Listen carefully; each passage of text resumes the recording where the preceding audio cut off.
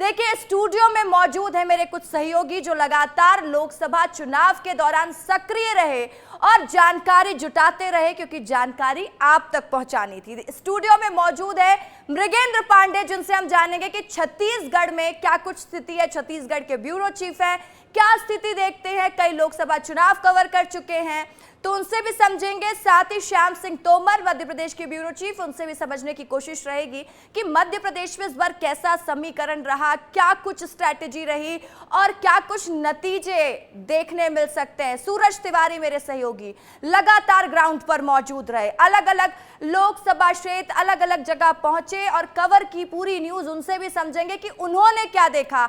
वहीं प्रतिज्ञा मेरी सहयोगी भी स्टूडियो में मौजूद है। प्रतिज्ञा ने इलेक्शन जब कवर किया स्टूडियो से, तो वो कौन सी चीज थी जो प्रतिज्ञा ने नहीं छोड़ी और आपको आज बतानी जरूरी है, वो प्रतिज्ञा से पूछेंगे और सब कुछ विस्तार से विस्तार न्यूज आपको बताएगा, क्योंकि विस्तार न्यूज है आपका अपना चैनल। और सबसे पहले चलिए रुक करते हैं, छत्तीसगढ़ से शुरुआत कर लेते हैं। मृगेंद्र मेरे सहयोगी यहाँ पर मौजूद है। मृगेंद्र, क्या लगता है इस बार का जो चुनाव था काफी दिलचस्प था। हम बार बार इस बात की जिक्र भी करते हुए नजर आए, हम कहते हुए भी नजर आए कि भारतीय जनता पार्टी ने 11 की 11 लोकसभा सीट में जिस तरीके से प्रचार प्रसार किया, जिस तरीके से स्ट्रैटेजी बनाई, आज का इंतजार बेसब्री से सबको था। क्या लग रहा है आपको? सही बात है, आपने बहुत सही कहा कि विस्तार न्यूज एक एक लोकसभा क्षेत्र में गया छत्तीसगढ़ के, वहाँ के जनता की आवाज़ को सुना, लोगों की बात की, नेताओं से बात की।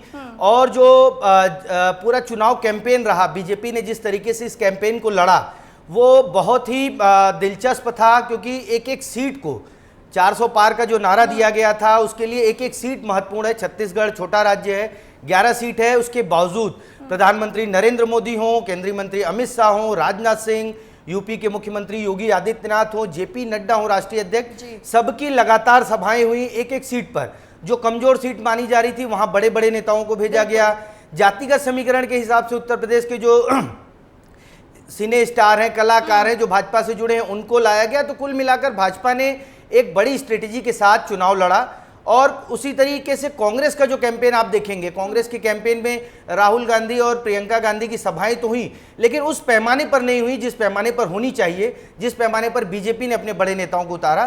तो कुल मिलाकर बीजेपी का लक्ष्य जो था 11 जो था, उसके लिए पूरी ताकत बीजेपी ने झोंकी। बिल्कुल आपने सही कहा। और जैसे कि आप कह भी रहे थे कि राजनांदगांव में हमने देखा कि कांग्रेस के कोई बड़े नेता नहीं पहुंचे, जबकि राजनांदगांव सबसे ज्यादा हॉट सीट छत्तीसगढ़ में मानी जा रही थी। अब देखिए नतीजे क्या कुछ कहते हैं।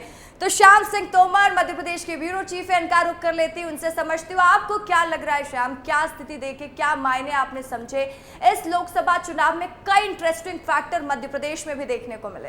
वाकई रसिका, कई इंटरेस्टिंग फैक्टर हमने यहाँ देखे। शुरुआती 2 चरणों में कहीं ना कहीं लगा कि मतदाता नहीं पहुँच रहा है, ये भाजपा की चिंता थी। कुछ शाह ने आके मोर्चा संभाला, शाह ने सभी को ताकीद किया कि मंत्रियों को जुड़ना होगा, मंत्री नहीं जुड़ेंगे तो कार्यकर्ता कैसे जुड़ेगा। उसके बाद पूरी स्ट्रेटजी बदली गई। इसके साथ साथ में ये भी हम देखते हैं कि यहाँ पर 5 बड़ी महत्वपूर्ण सीटें हैं। विदिशा है, इसके अलावा खजुराहो है, राजगढ़ है, इसके अलावा कई, ये 5 सीटें जो है बहुत महत्वपूर्ण हैं। इन सीटों पर जो है ज्योतिरादित्य सिंधिया हैं, इसके अलावा जो है शिवराज सिंह चौहान हैं, इसके अलावा जो है आप देखिएगा रोडमल नागर हैं। ये सभी महत्वपूर्ण सीटें हैं। इन पर लगातार फोकस बनाया रहा है। जैसा कि छत्तीसगढ़ में बड़े चेहरे जो है उतारे गए, खुद यहाँ मोदी ने मोर्चा संभाला, बड़े रोड शो किए यहाँ पर और लोगों को कनेक्ट किया। लोग कनेक्ट हुए, उसके साथ साथ में सिनेरियो बदलता गया और जो प्रतिशत घट रहा था वो लगातार आगे बढ़ा। बड़ी बात ये रसिका, यहाँ पर महिलाओं को जुटाया गया। महिला मोर्चा जो है भाजपा का, उसने दामन संभाला, उसने चीज़ें ठीक की।